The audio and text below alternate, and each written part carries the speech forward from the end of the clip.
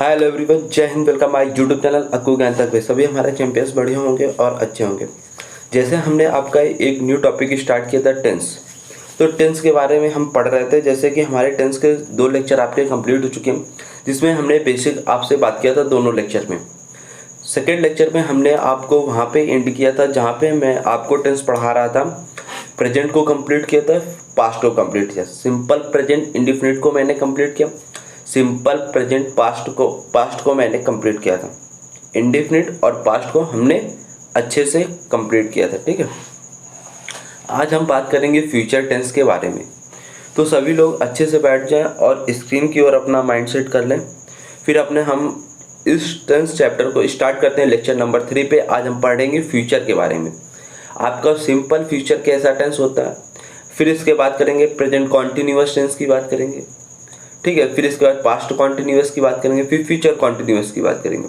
इसी प्रकार फिर बात करेंगे फ्यूचर मतलब प्रेजेंट परफेक्ट की, फिर पास्ट परफेक्ट की, फिर फ्यूचर परफेक्ट की। फिर बात करेंगे हम present perfect continuous, past perfect continuous, future perfect continuous की बात करेंगे। तभी आपका टेंस पूरा चैप्टर फिनिश होगा। तो हम एक एक के बारे में अच्छे तरीके से बारीक से पढ़ने वाले हैं और बिल्कुल बेसिक से पढ़ाऊंगा टेंस चैप्टर को। जैसे हमने आपको सेकेंड लेक्चर पे जितने भी हमारे टेंस होते हैं, प्रेजेंट होता है, पास्ट होता है, फ्यूचर होता है, प्रेजेंट इंडेफिनिट होता है, इसकी हमने हेल्पिंग वर्ब आपको बताई, प्रेजेंट कॉन्टिन्यूअस की हेल्पिंग वर्ब हमने आपको बताई, प्रेजेंट परफेक्ट की हेल्पिंग वर्ब मैंने आपको बताई। ठीक, और प्रेजेंट परफेक्ट कॉन्टिन्यूअस की हेल्पिंग वर्ब आपको मैंने बताया सेकेंड लेक्चर पे। ठीक है, फिर इसके बाद पास्ट की जितनी भी हेल्पिंग वर्ब हमारी बन रही थी चारों टेंस में हमने आपको बताया।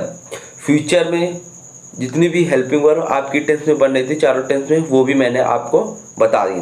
क्योंकि एक बार रूबरू होना उस चीज़ से ज़रूरी है। जब भी आपको समझ में आएगा, जब भी आप उस चैप्टर पे रुचि अपनी पैदा करोगे। अगर आपको उस चीज़ से हम रूबरू ना कराते हैं तो आपको समझ में ना आता ये इसकी हेल्पिंग वर्ब क्या है क्या नहीं है। इसलिए मैंने सेकेंड लेक्चर में आपको 2 टेंस के बारे में बताया, सिंपल प्रेजेंट इंडेफिनिट और पास्ट इंडेफिनिट टेंस के बारे में।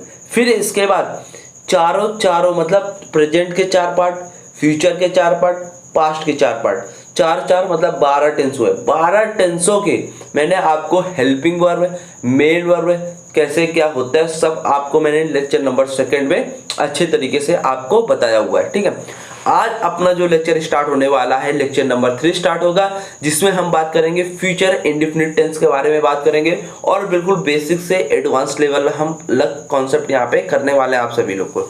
तो सभी लोग फटाफट वीडियो को शेयर करते हैं और फटाफट सभी लोग आ जाए। फिर इसके बाद मैं अपने टॉपिक को स्टार्ट करते हैं।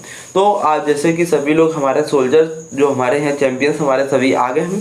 फिर अब मैं स्टार्ट करता हूँ। ठीक है, तो जैसे मैंने आपको बताया टेंस क्या होता है, हेल्पिंग वर्ब और मेन वर्ब।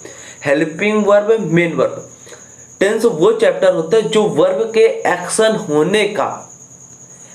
होने का टाइम को जनरेट करता है। किसका? टाइम को बताता है कि प्रेजेंट में हो रहा हमारा एक्शन, कि पास्ट में हो रहा, कि फ्यूचर में हमारा एक्शन हो रहा। ये हमारा टॉपिक क्या कहलाता है? टेंस कहलाता है। क्या कहलाता है? टेंस कहलाता है। क्योंकि एक बार आपके शरीर को, आपकी दिमाग को वार्म अप करना जरूरी होता है, क्योंकि आपका दिमाग अभी सुस्त होगा।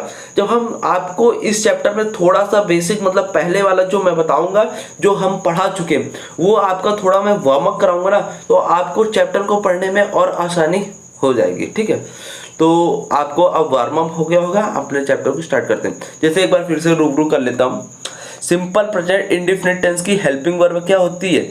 अगर हम सिंपल बनाएंगे प्रेजेंट इंडेफिनिट की, तो वर्ब में क्या होता है? एस और एस लग के आता है। अगर सब्जेक्ट हमारा सिंगुलर है तो वर्ब में एस और एस लगेगा, सब्जेक्ट हमारा प्लूरल है तो मेन वर्ब में एस और एस नहीं लगेगा। क्योंकि जब हम नाउन में एस और एस लगाते हैं, जैसे ये हमारा नाउन है, अगर हम इसमें एस और एस लगाएंगे तो ये नाउन कैसा बनेगा?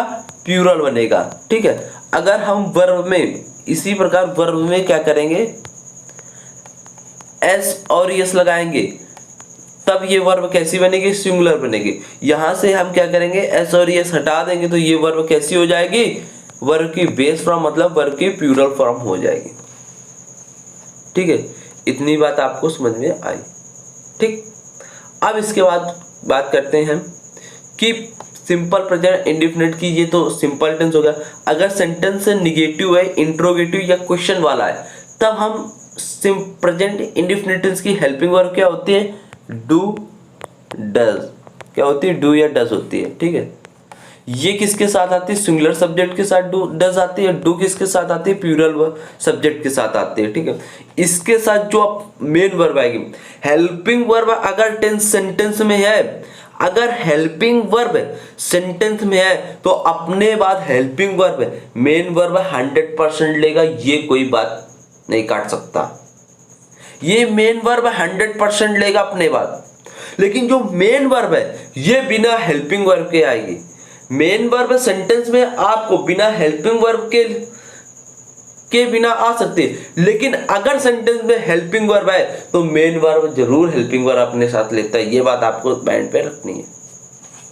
ठीक, अब इसके बाद क्या करते हैं, प्रेजेंट कॉन्टिन्यूअस की हमने बताया था क्या, इज, आर, एम बताया था आपको। ठीक है, ये भी सिंगुलर के साथ इज आता है, प्लूरल के साथ आर आता है। आई का केस अलग होता है, आई के साथ एम आता है सिर्फ। ठीक है, आई जब हमारे बी वर्ब के साथ काम करता है तो ये आई सब्जेक्ट कैसा होता है, सिंगुलर होता है। अगर ये आई हमारा अदर वर्ब के साथ काम करेगा तो आई सब्जेक्ट जी कैसा होगा, प्लूरल होगा। ये बात मैंने आपको बताया था। ठीक है, इसके बाद आता है क्या आपका प्रेजेंट परफेक्ट। तो प्रेजेंट परफेक्ट की हेल्पिंग वर्ब क्या होती है आपकी, हैज, हैव होती है, ये भी मैंने बताया। ठीक है, प्रेजेंट परफेक्ट कॉन्टिन्यूअस की has, have been, has, have been. ठीक है, इनके साथ हैज, हैव के साथ वर्ब की कौन सी फॉर्म आती है, थर्ड फॉर्म आती है। ठीक, पास्ट में आपका सिंपल है तो वर्ब की V2 फॉर्म आएगी। अगर निगेटिव, इंटरोगेटिव या क्वेश्चन वाला है तो पास्ट में तो डिड आएगा। इसके साथ हमेशा वर्ब की बेस फॉर्म आती है, क्योंकि डिड हमारा डू जो होता है ये वर्ब की फर्स्ट फॉर्म होता है। डू से बना डिड, ये गया पास्ट, तो ये V2 हो गए, तो फिर दोबारा इसके साथ V2 वर्ब मेन वर्ब नहीं लगाएंगे। मेन वर्ब फिर किस में आएगी, वर्ब की बेस फॉर्म आएगी, मतलब फर्स्ट फॉर्म में वर्ब की आएगी। ये बात आपको ध्यान रखना। ठीक है, फिर इसके बाद आता है पास्ट कॉन्टिन्यूअस की क्या बताई थी, वाज, वर। ठीक, पास्ट परफेक्ट की क्या बताई थी, हैड। पास्ट परफेक्ट कॉन्टिन्यूअस की हैड प्लस बीन, इनके साथ वर्ब की थर्ड फॉर्म इसके साथ है। अगर इसके साथ बीन है तो वर्ब की आईएनजी आएगी। ठीक, इसमें होता है। फ्यूचर में क्या होता है, शैल, विल होता है। अगर फ्यूचर कॉन्टिन्यूअस की बात करेंगे तो बी जोड़ देंगे। फ्यूचर परफेक्ट की बात करेंगे शैल हैव, विल हैव जोड़ देंगे। अगर फ्यूचर परफेक्ट कॉन्टिन्यूअस की बात करेंगे shall have been, will have been जोड़ देंगे। बस सभी टेंस की हेल्पिंग वर्ब फिर से मैं आपको रिकॉल एक बार दोबारा से कर दिया। ठीक है, अब मैं स्टार्ट करता हूँ अपने चैप्टर में, फटाक से पहुँचता हूँ जहाँ पे मैंने आपको इंड किया था सेकंड लेक्चर में, वहीं पे मैं मूव करता हूँ फटाक से। ये यहाँ पे देखें सिंपल फ्यूचर। फ्यूचर क्या होता है, पहले तो माइंड पे आप चल रहा होगा सिंपल फ्यूचर। फ्यूचर शब्द क्या होता है, जब आप कोई काम कर रहे हो, जैसे आप अभी जॉब की प्रिपरेशन कर रहे हो, किसी भी बिजनेस डालने की आप बात कर रहे हो, तो आपके साथ भविष्य में जो घटित होगा, जो भविष्य में आपके साथ होगा, उसे क्या कहते हैं, फ्यूचर कहते हैं। क्या कहते हैं, फ्यूचर।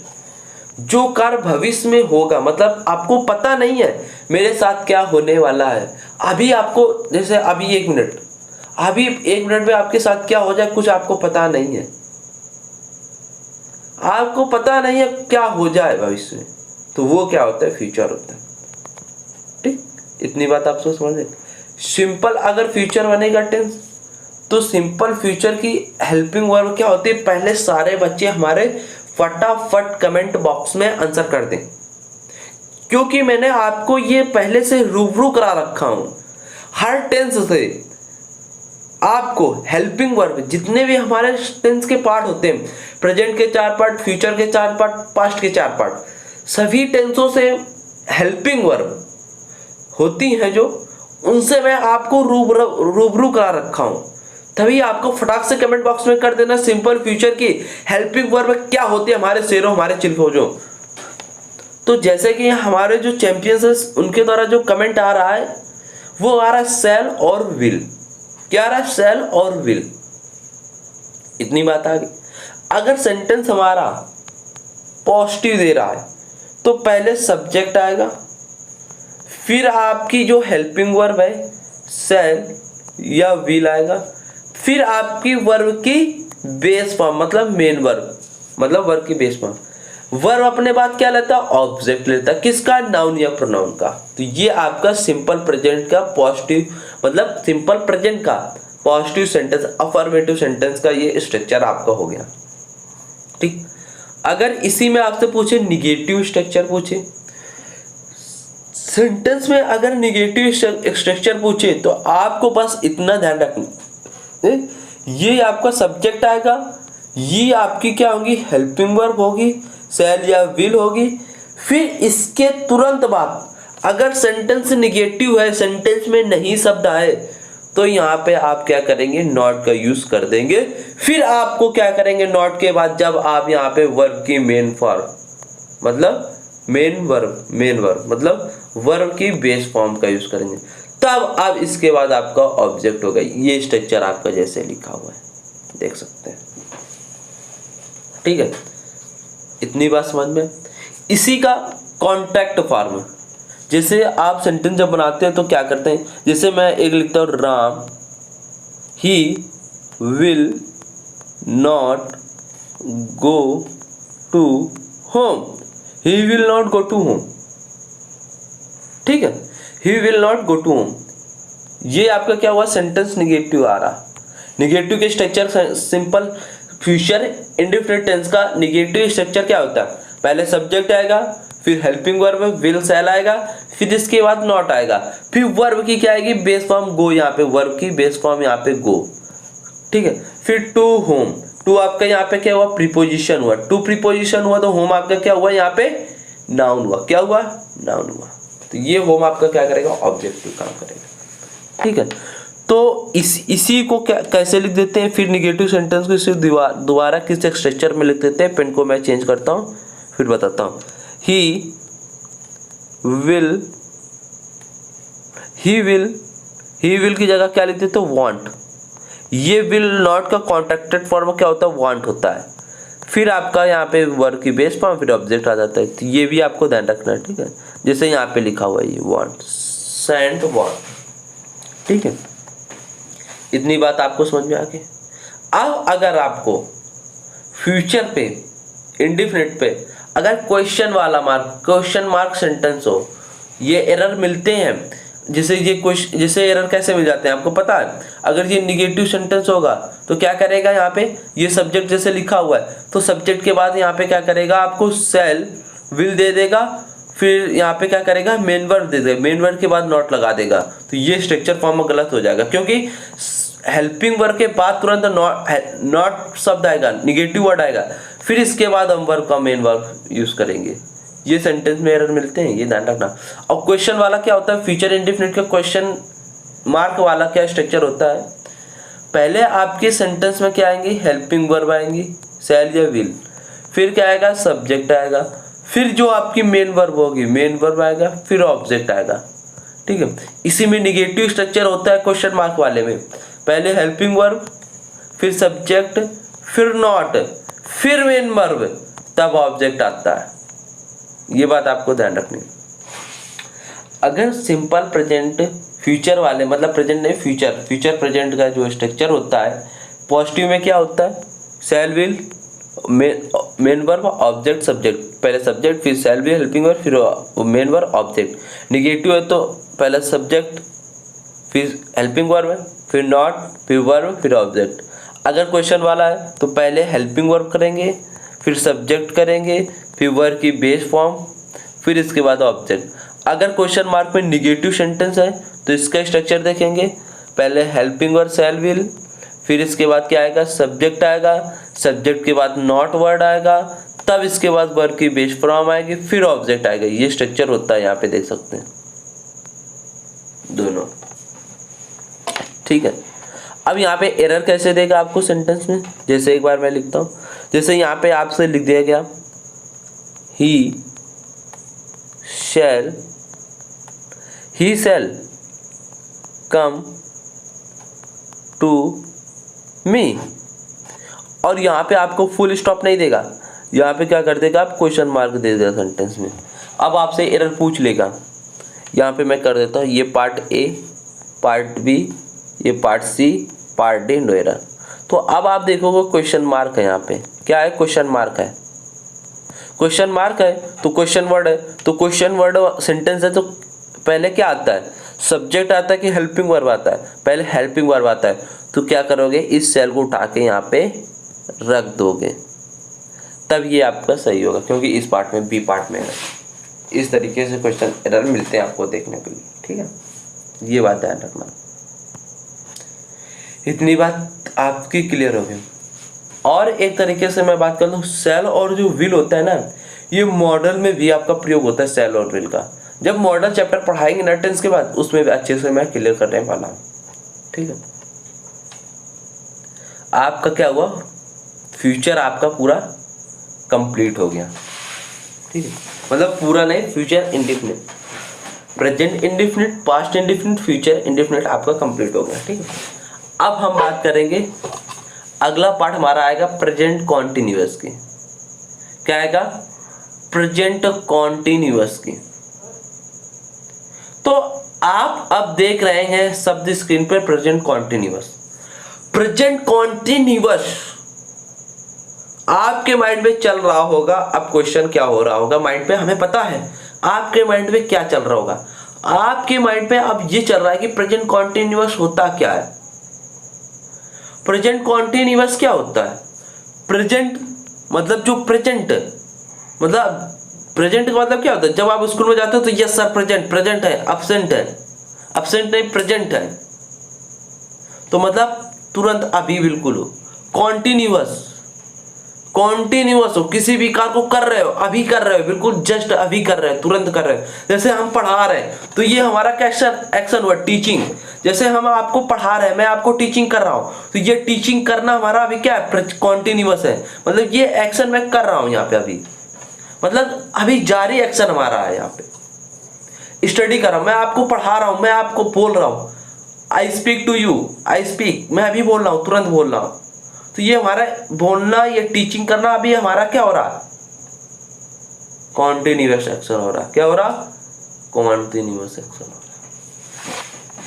आप समझ में आए, जैसे आप मैच खेलने जाते हो, जब आप खेल रहे होते हो तो जो आप खेल को प्ले वर्ड क्या है आपकी, एक्शन, एक्शन है, मतलब किस एक्शन में चल रहा है, कॉन्टिन्यूअस है, अभी जारी है, अभी मैंने खेलना स्टार्ट किया है, जब मैं पढ़ा रहा हूं, आई एम टीचिंग यू, तो मतलब मैं अभी पढ़ा रहा हूं, मतलब कॉन्टिन्यूअस एक्शन है ना, क्योंकि पढ़ा रहा हूं, कॉन्टिन्यूअस है।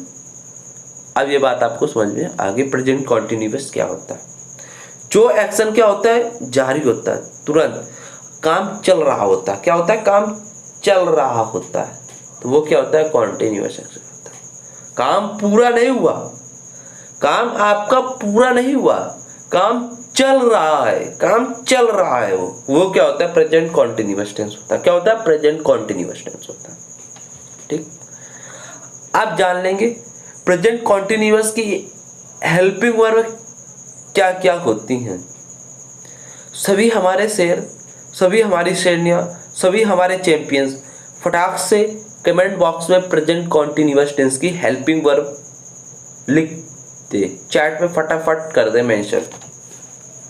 जब तक मैं चैट पे फटाफट देख रहा हूँ, सभी लोग मेंशन कर दें, फिर मैं आगे चलता हूँ, क्योंकि हमने आपको रूबरू करा दिया, पहले ही हमने आज सभी चीज़ों से क्या किया, रूबरू कराया हूँ, फिर इसके बाद मैं चैप्टर को पढ़ाना स्टार्ट किया हूँ, क्योंकि पहले आपका बेस बनाना हमें बहुत ज़रूरी होता है। बेस बनेगा जभी आप आगे पढ़ पाओगे, क्योंकि जब आपकी नींव बेकार होगी तो आप आगे बढ़ नहीं पाओगे, क्योंकि नींव को मजबूत करना हमारा पहला काम होता है, ठीक।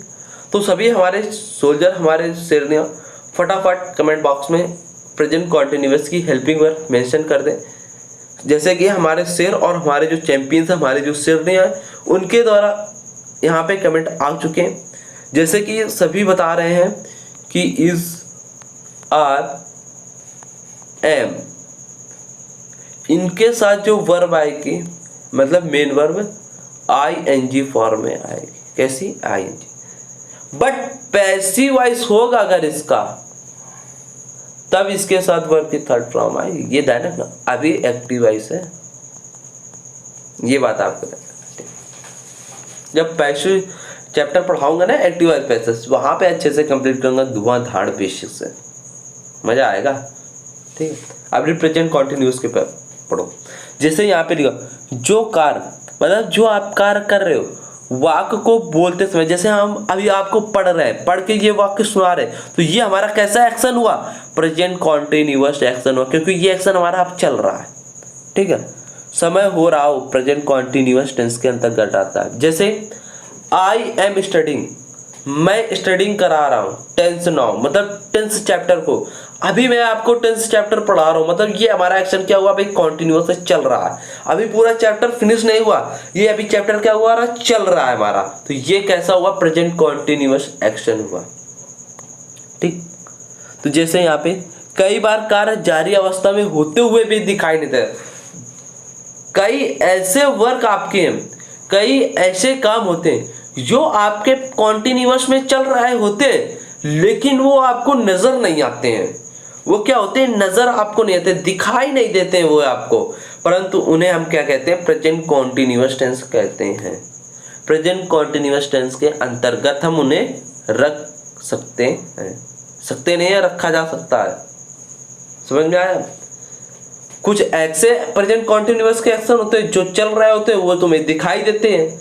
कुछ प्रेजेंट कॉन्टिन्यूअस के ऐसे भी एक्शन होते हैं, ऐसे भी कार्य होते हैं जो तुम्हें दिखाई नहीं देते हैं, लेकिन वो किस में होते हैं, प्रेजेंट कॉन्टिन्यूअस एक्शन पे अपना काम कर रहे होते हैं। इतनी बात समझ में आई? अब जैसे एग्जांपल यहाँ पे लिखे हुए फर्स्ट और सेकंड लिखा, coastal area are getting submerged. जो जितने भी कोस्टल एरिया थे उन्हें क्या किया गया, सबमर्ज किया, एक दूसरे में मिलाया गया। Population is increasing day by day. जो आपका पॉपुलेशन है वो डे बाय डे क्या हो रहा है, इंक्रीज हो रहा है। प्रदूषण, आप जैसे सिटी में चले जाओ तो आप देख नहीं सकते हो पॉपुलेशन, लेकिन बढ़ रहा है, लेकिन आपको वो नजर नहीं आ रहा है। वो आपको क्या नजर आता है, पॉपुलेशन, प्रदूषण आपको नजर आता है, नहीं आता है, क्योंकि वो उसका एक्शन चल रहा होता है। ये क्या होते हैं, प्रेजेंट कॉन्टिन्यूअस के एक्शन होते हैं। देख सकते हैं आप, एग्जांपल लिखे समझ सकते हैं आप, थोड़े से समझ सकते हैं आप, आइडिया लगा सकते हैं कि हमें दिखाई भी नहीं दे रहा और एक्शन हमारा चल रहे होते हैं, कॉन्टिन्यूअस एक्शन भी आते हैं। ये बात आपको समझ में आई? ठीक है, अब मैं यहाँ पे थोड़ा सा आगे बढ़ना चाहूंगा।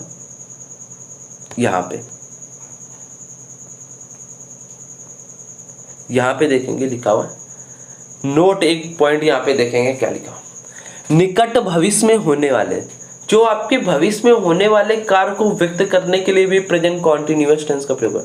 जैसे निकट में आपका जब कोई कार्य होगा भविष्य में, तो वो कॉन्टिन्यूअस तो होगा, भविष्य में जो कार्य आपका होगा तो वो भी क्या होते हैं, प्रेजेंट कॉन्टिन्यूअस टेंस के अंतर्गत प्रयोग किए जाते हैं। जैसे I am going to Mumbai tomorrow, मैं मतलब अगले दिन टुमारो मुंबई जाऊंगा। तो जब टुमारो अगले दिन आप जाओगे ना, तो वो भी तो एक्शन आपका क्या होगा, कॉन्टिन्यूअस में होगा। समझ रहे हो बात को थोड़ा लॉजिक से समझो, जब आपको बात को अच्छे तरीके से समझ में आएगी। अगर आप लॉजिक नहीं लगाओगे, डेली लाइफ से रिलेट नहीं करोगे, कॉन्सेप्ट को अगर डेली लाइफ से रिलेट करना आप अगर सीख गए, अगर डेली लाइफ से अगर रिलेट नहीं करोगे, चाहे इंग्लिश पढ़ो, चाहे आप फिजिक्स पढ़ो, चाहे आप बायो पढ़ो, चाहे आप केमिस्ट्री पढ़ो, चाहे आप जियोग्राफी पढ़ो, चाहे आप हिस्ट्री पढ़ो, उनको डेली लाइफ से कॉन्सेप्ट को रिलेट करना जरूर सीखो। अगर आप किसी भी कॉन्सेप्ट को अपने डेली लाइफ से आसपास जो आपकी चीजें हो रही हैं, अगर उनसे आप अपने कॉन्सेप्ट को लिंक करते हो, तो वो आपको जो कॉन्सेप्ट होगा ना, बरसों तक याद रहेगा आपके माइंड पे। अगर आप उसको रिलेट नहीं करते उस कॉन्सेप्ट को, ऐसे ही आए उसको रट के समझ लिए चले गए, तो आज याद होगा, कल तक याद होगा, परसों तक याद होगा, लेकिन आने वाले 5-6 दिन बाद आपके माइंड से वो कॉन्सेप्ट क्या होगा, निकल जाएगा। क्या होगा, निकल जाएगा। तो इस तरीके से हमें नहीं पढ़ना है, क्योंकि हमें डेली लाइफ से कॉन्सेप्ट को रिलेट करना, अच्छे से समझना, अच्छे से उसको जांच करना और लॉजिक को सेट करना। अपने माइंड को लॉजिकल बनाओ, अपने माइंड को लॉजिकल सेट करोगे जब ये आपको अच्छे तरीके से सारी चीज क्लियर होगी। ठीक है, अब जैसे मैं बोल दूं I am going to Delhi next week, मतलब अगले हफ्ते जाऊंगा, तो जब अगले हफ्ते में जाऊंगा तो वो हमारा क्या होगा, कॉन्टिन्यूअस में एक्शन तो होगा। मैं जा रहा हूं अगले हफ्ते जाऊंगा, तो मतलब अगले हफ्ते में जाऊंगा। तो अब अगले हफ्ते जब मैं जाऊंगा ना दिल्ली, तो जब जिस समय जा रहा हूं ना उस समय हमारा एक्शन क्या हो जाएगा, कॉन्टिन्यूअस में हो जाएगा। बट अगर पहले बात करते हैं नेक्स्ट वीक, मतलब नेक्स्ट वीक में जाऊंगा अगले हफ्ते, इसके जब पहले तो हम पास, लेकिन जिस समय मैं जा रहा हूं उस वीक में, उस समय क्या होगा, हमारा कॉन्टिन्यूअस में एक्शन होगा। ये चीज यहाँ पे आपसे समझाने की बात कर रहा था यहाँ पे नोट पॉइंट पे। ठीक है, ये पॉइंट आपको समझ में आया होगा। ना आया हो तो एक बार कमेंट जरूर कर देना, मैं इसका फिर से समझा दूंगा अच्छे तरीके से। फिर मैं क्या करूंगा, आपको एक एक टेंस के बारे में अच्छे से क्लियर करूंगा। ठीक है, इतनी बात आपको समझ में। ठीक है, यहाँ पे आप देख लेंगे प्रेजेंट कॉन्टिन्यूअस का अफर्मेटिव स्ट्रक्चर क्या होता है, निगेटिव स्ट्रक्चर कैसे बनता है, क्वेश्चन वर्ड मार्क वाले कैसे स्ट्रक्चर प्रेजेंट कॉन्टिन्यूअस टेंस का बनता है, वो सब मैं आपको यहाँ पे दिखाने वाला हूँ। अगर आपसे प्रेजेंट कॉन्टिन्यूअस का अफर्मेटिव स्ट्रक्चर पूछे तो क्या होता है, पहले क्या आता है, सब्जेक्ट, फिर आपकी क्या होती है, हेल्पिंग वर्ब, फिर इसके बाद क्या आती है, आपकी जो वर्ब होती है, वर्ब की क्या होती है, ING फ्रॉम, फिर क्या आता है, आपका ऑब्जेक्ट आता है। ठीक, ये कैसा सेंटेंस होगा, पॉजिटिव सेंटेंस, अफर्मेटिव। इसी में अगर पूछ ले आपसे अगर निगेटिव सेंटेंस है तो क्या होगा, पहले क्या आएगा, सब्जेक्ट, फिर क्या आएगा, हेल्पिंग वर्ब, फिर इनको चेंज कर देता हूँ। ठीक, हेल्पिंग वर्ब, फिर क्या आएगा, नॉट, फिर क्या आएगा, वर्ब में ING, फिर क्या आएगा, ऑब्जेक्ट। ठीक, इतनी बात समझ में आई। अब यहाँ पे आप माइंड पे चलेगा, हेल्पिंग वर्ब आपकी क्या होती है प्रेजेंट कॉन्टिन्यूअस टेंस की। तो जैसे मैंने आपको रूबरू कराया था, क्या होती हैं, इज, आर, एम। अगर सब्जेक्ट सिंगुलर है तो इज आएगी, अगर सब्जेक्ट प्लूरल है तो आर आएगा। आई का एक ऑप्शनल कोड होता है, आई हमेशा एम के साथ आता है, एम क्या होता है, आई के साथ आता है। अगर ये वी वर्ब लेगा तो सिंगुलर सब्जेक्ट काम करेगा, आई अगर हमारा अदर वर्ब लेगा तो आई सब्जेक्ट कैसा होगा, उस समय प्लूरल होगा। ठीक, ये आपको समझ में आई। हेल्पिंग वर्ब क्या होती है, इज, आर, एम होती है, इनके साथ वर्ब की क्या होती है, ING फॉर्म आती है, क्योंकि आपका एक्शन चल रहा होता है ना, कॉन्टिन्यूअस होता है। ठीक, ये दोनों स्ट्रक्चर आपके क्या हुए, कंप्लीट हुए, यहाँ पे देख सकते हैं। इनका कॉन्टैक्ट फॉर्म इजेंट, आरेंट लिखा हुआ है, एम नॉट का, एम नॉट का कोई कॉन्ट्रैक्टेड फॉर्म नहीं होता है, एम नॉट को चेंज करते हैं आरेंट में, कॉन्ट्रैक्टेड फॉर्म। ये कॉन्ट्रैक्टेड फॉर्म आपको क्वेश्चन टैग में मैंने पढ़ाया, आपको समझ में आ रहा होगा। क्योंकि क्वेश्चन टैग अगर जिसने चैप्टर नहीं पढ़ा है तो ये कॉन्ट्रैक्टेड फॉर्म नहीं समझ पाएगा, क्योंकि कॉन्ट्रैक्टेड फॉर्म हमने क्वेश्चन टैग में अच्छे से क्लियर किया। एम वहाँ पे क्वेश्चन टैग में जब बनाते हैं इसका तो एम नहीं लिखते, वहाँ पे क्या लिखते हैं, आरेंट लिखते हैं। ये बात मैंने आपको बताया था। ठीक, अगर क्वेश्चन वाला वर्ड है तो इसका स्ट्रक्चर क्या होता है, पहले हेल्पिंग वर्ब आएगी, इज, आर, एम, फिर क्या आएगा, सब्जेक्ट आएगा, फिर अगर सेंटेंस हमारा पॉजिटिव है तो वर्ब की में ING फॉर्म आएगा प्लस ऑब्जेक्ट आएगा।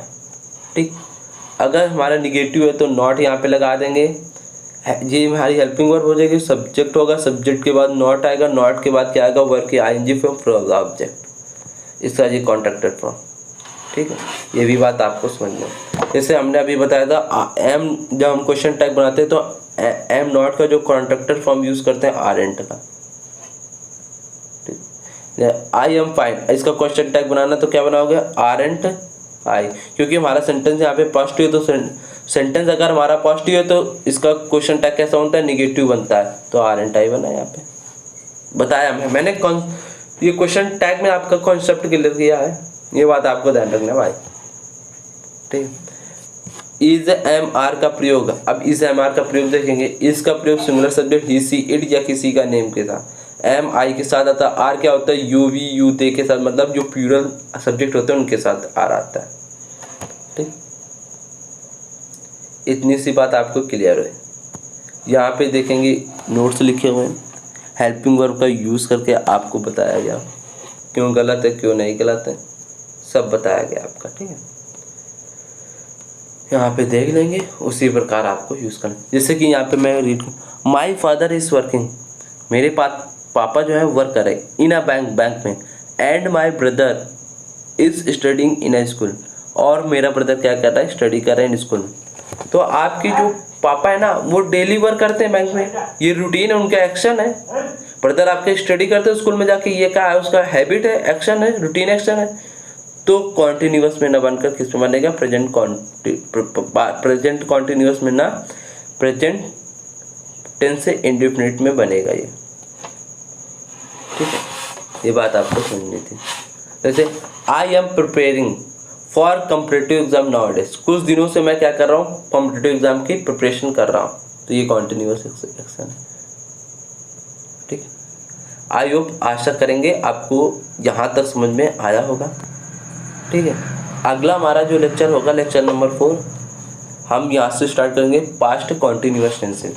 आपके कौन कौन से टेंस हो गए, present, future, present in simple वाला हो गया, फ्यूचर सिंपल हो गया, पास्ट सिंपल हो गया, प्रेजेंट कॉन्टिन्यूअस पढ़ा दिया। अब हम बात करेंगे पास्ट कॉन्टिन्यूअस की। पास्ट कॉन्टिन्यूअस की बात करने के बाद हम बात करेंगे किसकी, फ्यूचर कॉन्टिन्यूअस की। फिर इसके बाद परफेक्ट उठाएंगे, फिर परफेक्ट कॉन्टिन्यूअस की उठाएंगे, जब जाकर आपका चैप्टर फिनिश होगा, ठीक है। तो आज का लेक्चर आपको अगर अच्छा लगा हो तो लाइक करना, शेयर करना एंड बेल आइकन को जरूर प्रेस कर लेना, ठीक है। क्लास को एंड करने से पहले मैं आपको थोड़ा सा यहाँ पे एक कॉन्सेप्ट के बारे में यहाँ पे आपसे जानकारी थोड़ा सा मैं कर देता हूँ, रूबरू करा देता हूँ, फिर मैं आगे बढ़ता हूँ। जैसे एडजेक्टिव चैप्टर में हमने आपसे पढ़ाया था आपको, अगर आपने वहाँ पे नहीं क्लियर हुआ होगा तो मैं यहाँ पे आपको एक बार वाइट स्क्रीन लेकर क्लियर करता हूँ, ठीक है, क्योंकि रिकॉल करना भी हमारे लिए बहुत मोस्ट इम्पॉर्टेंट है। तो हम अब 10th चैप्टर को रोक कर थोड़ा सा अलग टॉपिक पे यहाँ पे आप बात करने वाले हैं, ठीक है। तो जैसे हम आपको एक कॉन्सेप्ट देते हैं, नंबर 1 कॉन्सेप्ट, जो डायरेक्ट क्वेश्चन आपका क्या होगा, एग्जाम में हिट होगा। एग्जाम में यहाँ पे क्वेश्चन डायरेक्ट हिट आपको देखने के लिए मिलेंगे। जैसे हम बात करेंगे किसका, मैनी और मच, मैनी और मच, ठीक है।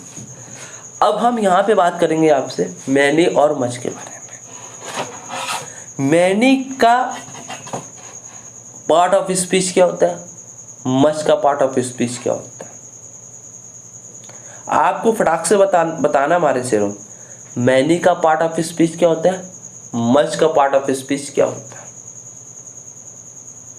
ठीक। तो मैनी क्या होता है इसकी part of speech, many adjective भी होता है, मैनी आपका क्या होता है, प्रोनाउन भी होता है, ठीक। मैनी एडजेक्टिव भी होता है, प्रोनाउन भी होता है। मच भी क्या होता है, एडजेक्टिव होता है, प्रोनाउन भी होता है। बहुत एडवांस लेवल का कॉन्सेप्ट जा रहा हूँ, लेकिन आपको अभी तक बताया होगा, जब हम चैप्टर पढ़ा रहे थे तो वहां पे मैंने आपको बताया था मैंने एडजेक्टिव का काम करता है, मच एडजेक्टिव का काम करता है, बट यहाँ पे मैंने आपको प्रोनाउन के बारे में नहीं बताया था, क्योंकि जब मैंने आपका प्रोनाउन का काम करेगा सेंटेंस में, तब ये मैंने क्या होगा, सेंटेंस में सब्जेक्ट के रूप में यूज होगा। मच भी इसी प्रकार सेंटेंस में सब्जेक्ट के रूप में यूज होगा। इतनी सी बात समझ में। अगर आपसे कोई पूछे मैनी मच का पार्ट ऑफ स्पीच क्या होता है, ये एडजेक्टिव ही होते हैं और प्रोनाउन भी होते हैं। जब ये सेंटेंस में, एक बार सॉरी फिर से मैं करता हूँ, मैनी और मच, ठीक है, मैनी और मच। मैनी आपका जब कोई भी अगर आपसे पूछे तो ये इनका पार्ट ऑफ स्पीच एडजेक्टिव भी होता है, प्रोनाउन भी होता है, मतलब, और मच भी क्या होता है, एडजेक्टिव प्रोनाउन। कब एडजेक्टिव होता है, कब प्रोनाउन होता है, अगर ये सेंटेंस में सब्जेक्ट का काम करेंगे मच और मैनी, मच और मैनी, तब ये कैसे होंगे, इनका पार्ट ऑफ स्पीच प्रोनाउन होगा, ठीक है। अगर सेंटेंस में इनके बाद तुरंत आपको क्या मिल जाए, नाउन मिल जाए, क्या मिल जाए, नाउन, तब ये कैसे होंगे, मैनी और मच का पार्ट ऑफ स्पीच पूछे तब ये क्या होंगे, एडजेक्टिव होंगे, क्या होंगे, एडजेक्टिव होंगे। इतनी सी बात समझ में। अगर एक बार नहीं समझ में फिर से मैं क्लियर कर देता हूं आपसे। मैनी मच, जैसे मैंने बताया अभी, मैनी और मच दोनों के पार्ट ऑफ स्पीच क्या होते हैं, एडजेक्टिव भी होते हैं और प्रोनाउन भी होता है। अगर सेंटेंस में मैनी और मच सब्जेक्ट का काम करेंगे तब मैनी और मच का अगर पार्ट ऑफ स्पीच पूछे आपसे तो क्या होगा, प्रोनाउन होगा। बट अगर सेंटेंस में मैनी और मच के बाद तुरंत आपको अगर इनके बाद नाउन वर्ड अगर मिल जाए तब ये मैनी और मच का पार्ट ऑफ स्पीच क्या होगा, एडजेक्टिव होगा, क्या होगा, एडजेक्टिव होगा। ये बात मैं आपको क्लियर करना चाहता था, ठीक है। अब यहां पे देखेंगे, मैनी अपने साथ कैसी लेता है, काउंटेबल नाउन, कैसी, काउंटेबल नाउन। मच अपने साथ कैसी नाउन लेता है, अनकाउंटेबल नाउन, जैसे मिल्क, वाटर, ये सब क्या, अनकाउंटेबल। अपने साथ कैसे ये ले लेगा, मैनी बॉयज, ये कैसा हो गया नाउन, काउंटेबल हो गया, ठीक है। इतनी सी बात समझे। मैनी अपने साथ नाउन कैसा, प्लूरल है, काउंटेबल है, तो ये कैसी हेल्पिंग वर्ब, आर लेगा। मच अनकाउंटेबल नाउन आएगा, ये कैसे हेल्पिंग वर्ब लेगा, सिंगुलर लेगा, ठीक है। इतनी सी बात समझ में आए। अब यहाँ पे देखो, मैनी, मैनी मच, ये कैसे होते हैं, ये काउंटेबल होता है, ये अनकाउंटेबल होता है, ये अपने साथ प्लूरल वर्ब लेगा, ये अपने साथ सिंगुलर वर्ब लेगा, ठीक। एडजेक्टिव और प्रोनाउन मैंने आपको क्लियर कर दिया, ठीक। ये भी बात आपको क्लियर हो गया। अब मैं बात करता हूँ क्या, ये कॉन्सेप्ट आपका मैंने क्लियर कर दिया, आपने वही टेंस टॉपिक में पहुँच जाते हैं फटाक से। अगर आपको ये वीडियो अच्छा लगा हो तो शेयर करना, लाइक करना एंड बेल आइकन को जरूर प्रेस कर लेना, और सभी तक हमारा ये चैनल को शेयर करो जिससे और भी बच्चे हमारे साथ जुड़ सकें। अगर आप चैनल पे नए हैं तो सब्सक्राइब जरूर कर लेना, ठीक है। अगर आपको इंग्लिश की ग्रामर की सारी पीडीएफ जो चाहिए तो हमारे ऐप है हमारा प्ले स्टोर पे, अकू ज्ञानतक के नाम से, तो डिस्क्रिप्शन बॉक्स में आपको लिंक पिन है, वहाँ से आप फटाफट ज्वाइन कर लें। ज्वाइन करने के बाद आपको वहाँ पर सारी पीडीएफ अवेलेबल है, हर एक सब्जेक्ट की पीडीएफ वहाँ पे अवेलेबल है, हर एक मॉक टेस्ट के अवेलेबल है आपको, हर एक सब्जेक्ट के पर्टिकुलर, ठीक है। तो बहुत अच्छे तरीके से आपकी मैं तैयारी आपकी होने वाली है सभी एग्ज़ामों के लिए। कॉम्पिटिटिव एग्जाम जितने भी हमारे कॉम्पिटिटिव एग्जाम होते हैं, एसएससी हो गया, एमटीएस हो गया, सीजीएल हो गया, सीएचएसएल हो गया, हर एक कॉम्पिटिटिव एग्जाम की करंट अफेयर्स हो गए, आपकी हिस्ट्री हो गई, जियोग्राफी हो गई, पॉलिटी हो गई, इकोनॉमिक्स हो गई, कंप्यूटर हो गया, आपका हिंदी हो गया, ठीक है। जितने भी आपके सब्जेक्ट बनते हैं, रीजनिंग हो गया, मैथ्स हो गया, इंग्लिश हो गया, इंग्लिश ग्रामर हो गया, वोकेबलरी आपकी हो गई, तो सभी के नोट्स आपको हमारे अकू ज्ञानतक ऐप पे आपको अवेलेबल है। तो वहाँ से आप जाकर उसको परचेज करेंगे और वहाँ से आप ज्वाइन होंगे, ठीक है। जैसे कि आपका एक लेक्चर भी पढ़ा हुआ है नोट्स के बारे में, कैसे नोट्स आपको कैसे क्या करना है, कैसे हमारे नोट्स हैं, कैसे क्या, आपको एक डेमो के तरीके आपको वीडियो यहाँ पे प्लेलिस्ट में जाएंगे, वहाँ पे मिल जाएगा आपको, तो देख सकते हैं। वीडियो को देखने के बाद आप हमारे चैनल पे विजिट कर सकते हैं, ठीक है। तो आज के सेशन अपना यहीं रखते हैं, सभी अच्छे से पढ़ेंगे और अच्छे से रहेंगे। जय हिंद सोल्जर।